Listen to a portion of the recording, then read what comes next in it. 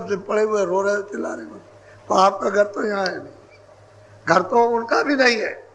कृष्ण भगवान ने अर्जुन से कहा कि देख अर्जुन, ये तेरे सामने ये चीटा, ये जो चल रहा, ये कई बार ब्रह्मा हो चुका, और इसको देखो चीटे की गति प्राप्त है। उन्होंने इशारा करके चीटे की तरफ बताया कि ये चीटा कई बार ब्रह्मा हो चुका, और देखो अब ये गति उसको मिली, चीटा, ये उसको 84 की गति मिली। तो भी तो स्थान मतलब ये है कि टिकाऊ नहीं है, पुण्य छिड़े, यानी पुण्य जब आप करोगे और वहां पहुंच भी गए स्वर्ग वैकुंठ, तो पुण्य छिड़े मृत लोगे, फिर आ जाओ और मेरा राजाओं के घर में जन्म लो, सेठ साहूकारों के यहाँ, और उसके बाद मनमानी पाप करो, फिर चलो नीचे, फिर खानों में चले जाओ, तो ये क्या हुआ, फायदा क्या मिला? ऐसी थोड़े दिन की बुल्ले की जिंदगी में फिर सदा के लिए आप चले गए तो लाभ क्या हुआ? तो कहते हैं जाल बिछा दिया। वैसे आपको सब अधिकार दे रखा उन्होंने, तो उससे नहीं, लेकिन आपको स्वतंत्र कर दिया। उन्होंने कहा हमारी तरफ से कोई रोक टोक नहीं है, तो ये मामूली चीज है। फिर आप अपने ही वासना में फंस गए, उनका दोष नहीं है, उन्होंने तो मतलब है कि ये अधिकार दिया और ये जाल बिछा दिया। अब इसमें आप आनंद ढूंढ रहे हो तो आनंद कहीं मिलता नहीं, जब नहीं मिलेगा तो फंस गए आप भोगों, इंद्रिया भोगों में फंस गई, इंद्रियों के दरवाजों पर मन बैठ करके गुलाम हो गया।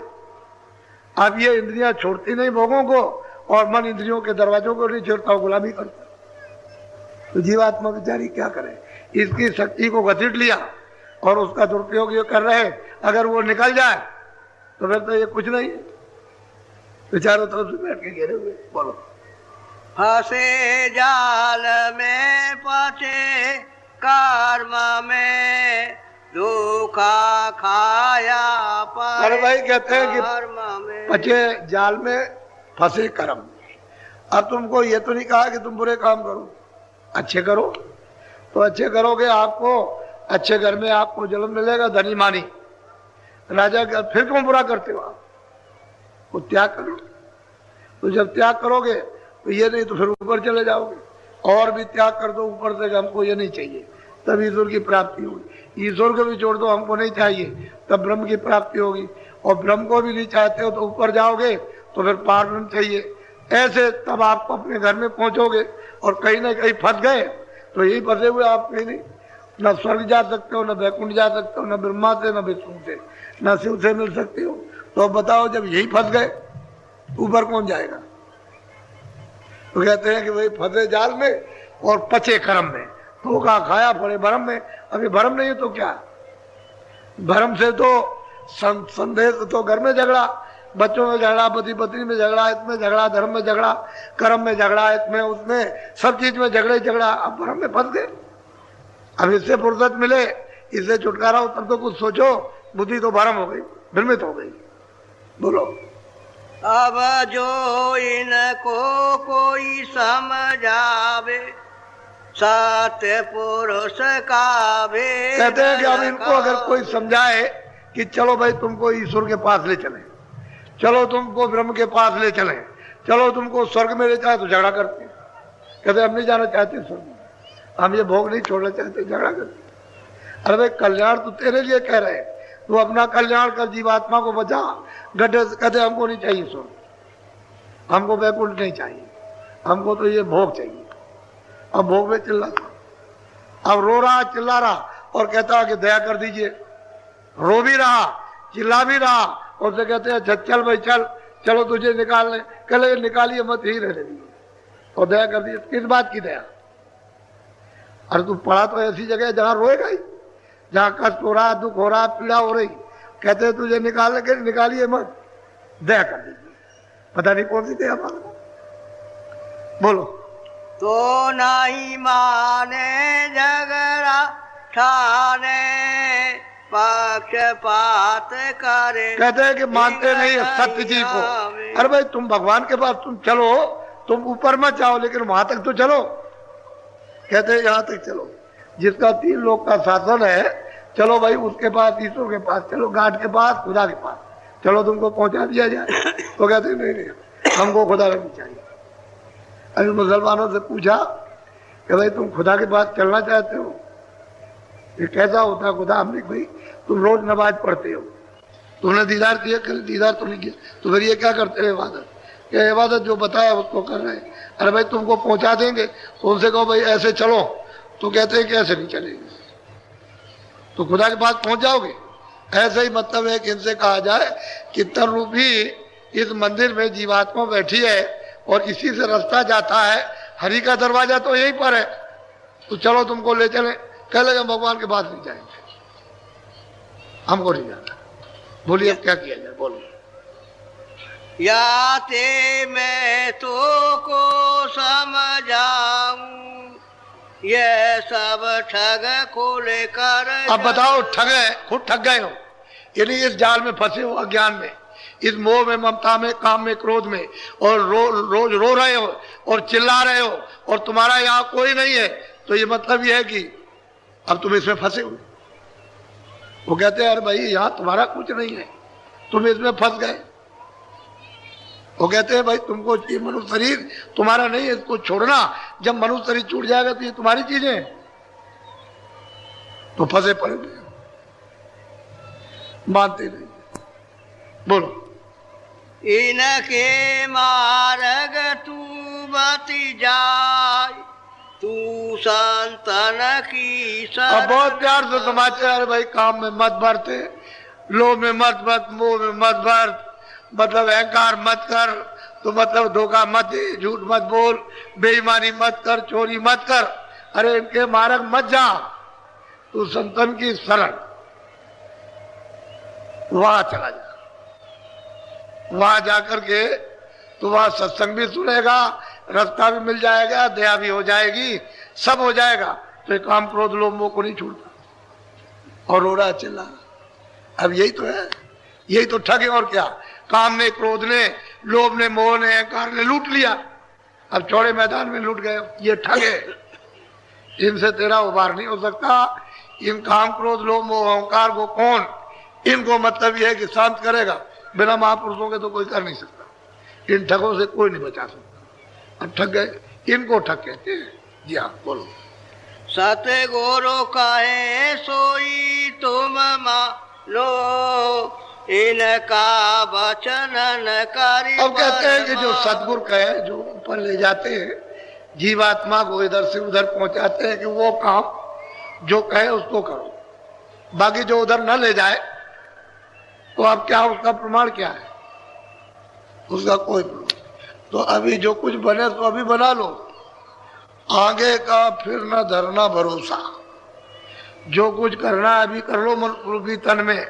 तुम कहोगे मरने के बाद कुछ मिलता है, मिल जाएगा, तो कुछ मिलने वाला नहीं है, उसका विश्वास भरोसा मत करो, अभी कर लो, अभी जो कुछ करना। तो जीवात्मा को अभी जगाओ। क्यों नहीं आंख खोलते हो, क्यों सो रहे हो?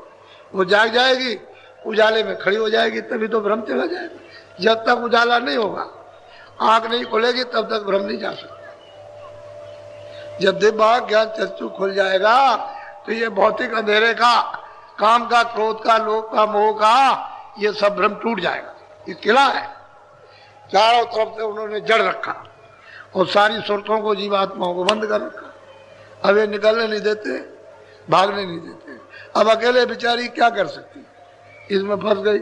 महापुरुषों का बल ले ले तो निकल आएगी। बोलो। राह काना देउधर साई, पता भेद अब कहूं। कहते हैं महापुरुष कहते हैं राह रखाना, रास्ते का भेद मैं तुझे सब अभी बता देता हूँ। वो भेद लेकर के, रास्ते की जानकारी लेकर, उसका मतलब यह कि मंत्र, उसकी जुक्ति लेकर, और तू चलो जल्दी से, क्या देर करती है।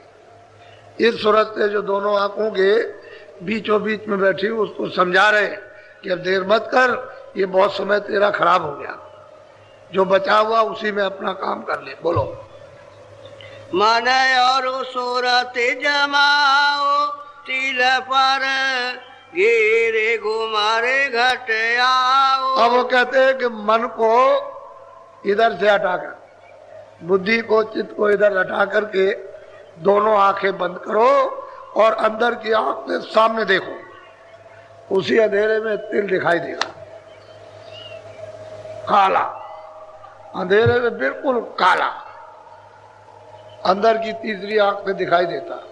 कहते हैं तुम उस पर अपनी दृष्टि जमाओ, तीसरी आंख जमाओ, वो जो काला तिल दिखाई देता उसी में सुराख हो जाएगा और वही काला तिल मिट जाएगा, सफेद हो जाएगा, यानी प्रकाश सामने प्रकट हो जाएगा। कहते हैं तुम घेर घुमर मन को, बुद्धि चित्त को चारों तरफ से, काम से, काज से, क्रोध से, मोह से, ममता से, दफ्तर से, दुकान से, खेती से, लड़ाई से, झगड़े से घेर घार करके यहाँ ले आओ, दोनों आंखों के मध्य में, और आंख का साथ दे दो और सामने देखो अंदर की दिव्य आंख ज्ञान चक्षु से कि वो काला तिल दिखाई देता और उस पर अपनी दृष्टि को जमाओ। बोलो। निरखो खिड़की देखो चौका, चित्त लगाओ राखो। अब बहुत प्यार से कहते हैं कि भाई खिड़की है, उसको देखो खिड़की। जब वहां बैठोगे देखोगे खिड़की तो सामने चौक है। तो कहते हैं बहुत बड़ा मैदान, यानी जितना ये सब मैदान कुछ नहीं, इससे करोड़ों हिस्सा ज्यादा, सारे संसार से कितने करोड़ों हिस्सा ज्यादा मैदान। चौक कहते हैं मैदान को, वैसे चौक कहते हैं आंगन को, लेकिन वो इतना बड़ा आंगन है कि क्या उसकी महिमा की जाए। कहते हैं तुम उस खिड़की पर तुम अपनी सूरत को जमाओ, उस तिल के ऊपर खिड़की हो जाएगी और वो खुलेगी सामने चौक। जब आप उसमें प्रवेश हो जाओगे तो एकदम खुले मैदान में। रचना तो तब पता चलती है कि दिव्य रचना की शुरुआत क्या सुंदर रचना की, मनमोहन रचना की, यानी आनंद की रचना की क्या शुरुआत है, तब मालूम होता है। ऐसे नहीं होता। तो वो बता रहे रास्ते का भेद, ऐसे चलोगे तो ये मिलेगा, ऐसे तिल मिलेगा, ऐसे खिड़की मिलेगी, ऐसे सामने चौक आएगा, चौक बिल्कुल प्रकाशमान, अंधेरे का कहीं भी नाम निशान नहीं, अंधेरा उधर है ही नहीं, उधर अंधेरा नहीं। वो अंधेरा तो बस ये है गंदगी जमाया, और जैसे ही गंदगी साफ हुई तो फौरन इसकी आंख खुल गई, फिर अंधेरा नहीं, फिर अंधेरा है। जब जीवात्मा की आंख खुल गई तो इसी में से कितनी रोशनी, कितना प्रकाश, कितनी लाइट इसी जीवात्मा से निकलती है कि ये इसके हजारों सूरज यानी सामने आकर के उग जाए तो इसकी रोशनी में छुप जाएंगे। इनका प्रकाश सूरज की रोशनी में छुप जाएगा। इतना सूरज में प्रकाश है जो यहाँ बैठी, लेकिन अब ये सिमट करके यहाँ उसको ले आना है, क्योंकि ये फैल गई और उसमें गंदगी जो है मिश्रित हो गई, उसे धीरे से समेट करके ले आना। तो समेटोगे कैसे? इधर से अपने मन को, बुद्धि को घेर घार कर कि देखो तुम इधर मत जाओ, पहले ये काम कर लो, जो तुम्हारा काम ये जरूरी है इसको करो। तो जब आप करने लगोगे दृष्टि रुक जाएगी, सामने वो तिल है, खिड़की दिखाई देगी, खिड़की खोलेगी, सामने चौक है, खड़े हो जाओगे। वहीं से तो प्रतीत प्रीत आती है। बोलो। पचरंगी फुलवारी देखो, दीपदान घट भीतर। अब वो कहते हैं कि शुरुआत हो जाती है पचरंगी फुलवारी, तरह तरह के स्वर्ग में, बैकुंठ में तरह तरह की, शक्ति लोक में तरह तरह की, यानी मतलब एक फुलवारी रचना, तरह तरह के महल, ऐसे ऐसे सुंदर महल है कि यहाँ उसको सुपने में भी नहीं मिलेंगे। और कारीगरियों से, बेल बूटों से, अब वो किस तरह के बेल बूटे हैं, किस तरह से रंगों से जड़े हुए और चम चम चम चम चम चम करते हैं। ऐसा मालूम होता है कि सारा खेल सुरतों का है, सब जीवात्माओं का ही खेल है, जितना भी है, चम चम चम दम दम, और क्षण क्षण पर महल बना दे।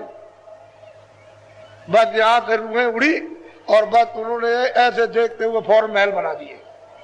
कितने बड़े बड़े महल, तुम अपने संसार को ऐसे उठा करके वहां धर दो, एक छोटे से कमरे में, ऐसे ऐसे महल। कहते हैं कि उधर फिर क्या है, वो दीप था, उधर वो ज्योति जल रही है, दीपक जल रहा, दीदार कहते हैं दीपक, दीपक जल रहा, उसका साक्षात्कार। वो इशारा बता रहे, वैसे तो बहुत कुछ है वो बीच में जो रचना, वो बहुत कुछ, उसको क्या, लेकिन धीरे धीरे धीरे साधक जब शुरुआत करेगा और उधर चलेगा तो अपनी आंख से देख लेगा। गोस्वामी जी महाराज ने सब देखा। बोलो। कोई दिन ऐसी लीला देखो नील चक्रता आगे पे, कहते हैं कि नहीं भाई, आगे आगे नील चक्र है, ये नीलगिर पर्वत है, वह नील चक्र है, वो गुरु का द्वार है। कहते हैं वो दिखाई देता है, आगे साफ दिखाई देता है, उधर तो उजाला तो साफ दिखाई देगा। कहते हैं नील चक्र यानी गुरु का द्वारा। बोलो। विरह प्रेम बलता को फोड़ो, ज्योत निहारो मन को मोड़ो। कहते हैं कि वो कैसे नीलगिर पर्वत टूटता है विरह से, तड़प। जब साधक जब रोता है, चिल्लाता है ऊपर जाने के लिए, तब वो टूट जाता है। उसमें साथ साथ गुरु की दया काम करती है।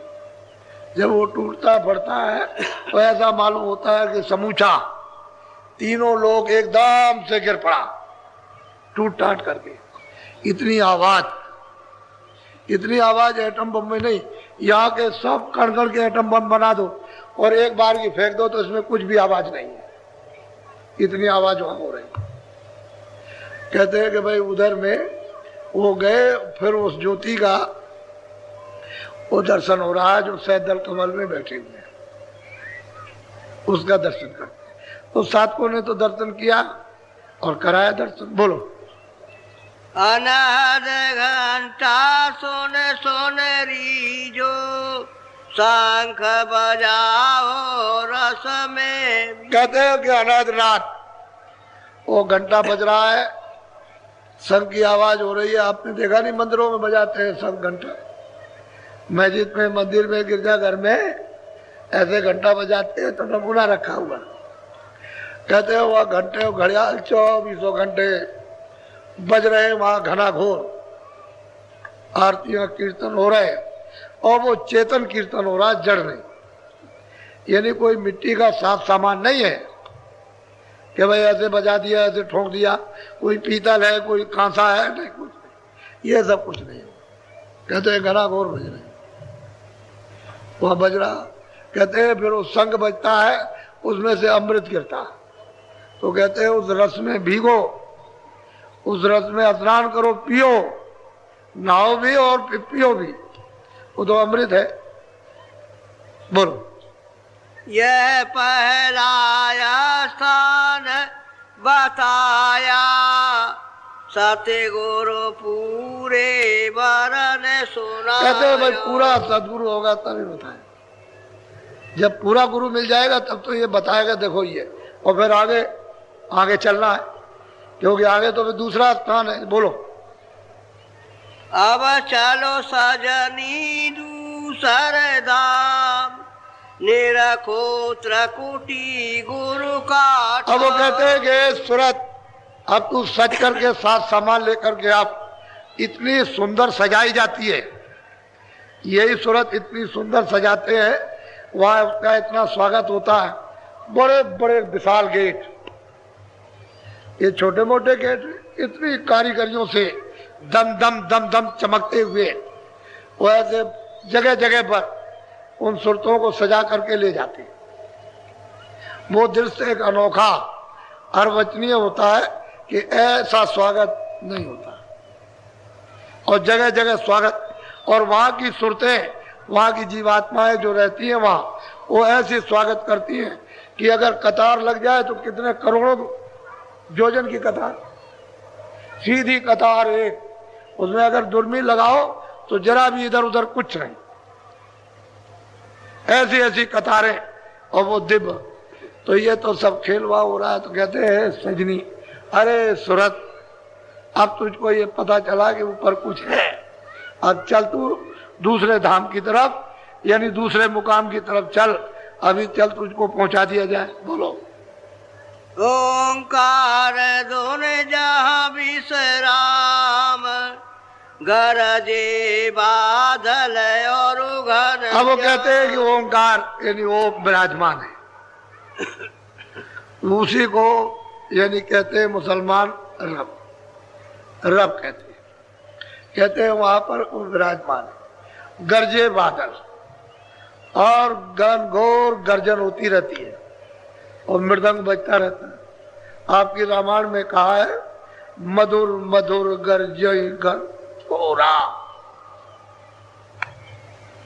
बड़ी मिठास के साथ सुहावने यानी बादल जैसे गरजते रहते हैं, उनके मुख से गर्जन होती है। और फिर कहते हैं बाजे ताड़ मृदंग अनुपा। तो वो तो आपको इशारा किया, लेकिन आपकी समझ में क्या आ सकता। हे सजनी सूरत, तू अब चल जल्दी से। शील क्षमा संतोष विरह विवेक, अब ये काम क्रोध लोभ मोह और अहंकार ये पीछे हो गए, उधर नहीं है। अब इन सखियों को लेकर के शील क्षमा संतोष विरह विवेक, अब ये चल रही आगे। चल आप दूसरी मंजिल की तरफ, दूसरे मुकाम की तरफ। बोलो। सूरज मंडल लाल मुकाम, गुरु ने बताया गुरु का। कहते हैं कि सूरज मंडल वो लाल मुकाम है, वो ब्रह्म है, और वहां गुरु का भी स्थान है, उसको गुरुपद कहते हैं। क्योंकि वहां अगर गुरु नहीं मिलेंगे तो फिर ऊपर नहीं जा सकेगा, वो वहीं कर जाएगा। और यही से सूरज को दूसरे मुकाम से ही, ब्रह्म स्थान से ही इसको कपड़ा शब्द स्पर्श रूप रस का पहराया गया। फिर नीचे सहदल कमल में लाए तो ईश्वर के स्थान पर नौ तत्वों का कपड़ा पहरा दिया, शब्द स्पर्श रूप रसगंध और मन बुद्धि चित्त और अहंकार। फिर नीचे स्वर्ग वैकुंठ में उतारा, नीचे शक्ति लोक के नीचे, तो उसको 17 तत्वों का कपड़ा पहरा दिया। 10 इंद्रिया चतुर्संताकरण, मन बुद्धि चित्त अहंकार, 10 4 14 और रजोगुण तमोगुण सतोगुण। इसको जब पहरा दिया तो उससे मोटे कोल में, और उससे नीचे जब मित्रलोक में उतारा तो ये मोटा कपड़ा पहरा दिया। स्थूल जल पृथ्वी अग्नि वायु आकाश मसाले का ये बना हुआ शरीर। अब जीवात्मा है सूक्ष्म, इसलिए कहते हैं जड़ चेतन ग्रंथ पड़ गई, यद्यप झूठी है लेकिन खुल नहीं सकती, बगैर महात्मा के नहीं खुलेगी। महापुरुष की तो जरूरत है, वो जुक्ति से खोलेगा, जुक्ति से जीवात्मा को निकाल लेगा। अब तो ये बंध गई है 5 तत्वों में 3 गुणों में, अभी अपने आप नहीं निकल सकती, तो जड़ हो गई। इसकी चेतन अवस्था मतलब ये लोप हो गई, बेहोश हो गई। अब इसे होश नहीं है कि मैं कौन। जब तक यहाँ नहीं आएगी, खड़ी नहीं होगी, तब तक इसको होश ही नहीं आएगा, जागरण ही नहीं होगा। और जब यहाँ आ जाए तो जागरण हो जाएगा, होश हो जाएगा कि मैं कितने युगों से, कितने कल्पों से आई और यहाँ पर मतलब सो रही थी, अब जगी। कहते चल सूरत, जल्दी सद धज करके और दूसरी मंजिल चल, वहां वो रहते हैं विराजमान है वहां। तो उनका मंडल तो बहुत, उनके नीचे मंडल है माया का, माया का मंडल है। यानी सहदल कमल के ऊपर माया, सहदल कमल के नीचे आद्यामा शक्ति, तो इनका मंडल बहुत बड़ा, यानी ईश्वर के धाम से भी बड़ा। ऐसे आप पार नहीं कर सकता, कोई भी जा नहीं सकता, इतना बड़ा मंडल है उनका माया। और ऊपर में ब्रह्म है, नीचे माया, नीचे ईश्वर है, उसके नीचे शक्ति, उसके नीचे ब्रह्मा विष्णु महादेव। बहुत घेर करके जीवों को अच्छी तरह से फंसा करके रखा जाए। बोलो। पंचम वेद नाम यही गाया, 14 कमल। कहते हैं इसको 14 कमल कहते हैं, और इसको मतलब यह कि जिक्र किया ना एती और कुछ है और कुछ है, लेकिन हम कुछ बता नहीं सकते, लेकिन है जरूर ये बराबर। तो ऊपर में पार ब्रह्म है, वो तो उनका स्थान है पार ब्रह्म का, वो तो ऊपर रहते हैं। इसलिए ये दूसरी मंजिल इस तरह से सूरत को पहुंच और दर्शन होगा किसका? ब्रह्म का दर्शन साक्षात्कार होगा। जैसे आप आदमी दिखाई देते हैं, आप हमको देखते हो, हम आपको देखते हैं, ऐसे ही दर्शन होता है। और बातचीत इसी तरह से, ऐसे ही दर्शन। लेकिन ये हाड़ मास का नहीं है, ये जैसा ये आपका शरीर वो नहीं है, वो तो सब नूर ही नूर है, प्रकाश ही प्रकाश, हाड़ मास का नहीं। अब यही तो बात है कि हम क्या बताएं, आप धीरे धीरे धीरे धीरे जब सुनते सुनते सुनते सुनते आप में हजम होगा तभी कुछ होगा, और फिर जब चलने लगोगे, देखने लगोगे तो समझ में आ जाएगा। अब इच्छा तो होनी चाहिए अपने घर की तरफ जाने की, चलो हम भी चले, चलो हम भी चले।